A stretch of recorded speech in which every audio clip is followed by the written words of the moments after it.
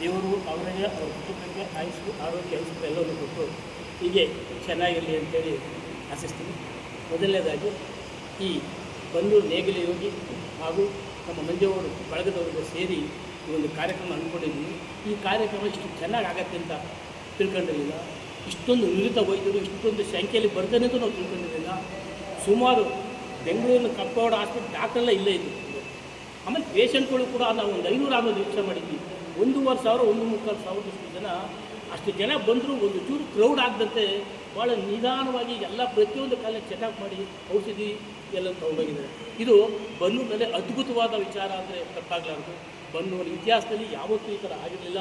ಇವರೇ ನಮ್ಮ ಮಂಜವರಿಂದಾಗಿ ಇವತ್ತು ಎಷ್ಟೋ ಜನ ಪೇಷಂಟ್ಗಳಿಗೆ ಎಷ್ಟೋ ಅನುಕೂಲ ಆಗಿದೆ.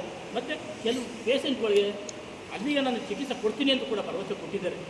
ಹೀಗಾಗಿ ಇಷ್ಟೆಲ್ಲ ಮಾಡಿದ್ರು ಮಂಜೇಗೌಡರು ಇನ್ನು ಮುಂದೆ ಒಳ್ಳೆಯ ಅಧಿಕಾರ ಪಡೆದು ಇನ್ನು ಇದಕ್ಕಿಂತ ಹೆಚ್ಚಿನ ಸೇವೆಯನ್ನು ಬನ್ನೂರಿಗೆ ಹಾಗೂ ಬನ್ನೂರ ಸುತ್ತಮುತ್ತ ಗ್ರಾಮದ ಜನತೆಗೆ ಸೇವೆ ಮಾಡಲಿ ಅಂತೇಳಿ ಆ ದೇವರಲ್ಲಿ ಕೇಳ್ಕೊತೀನಿ. ನಮಸ್ಕಾರ.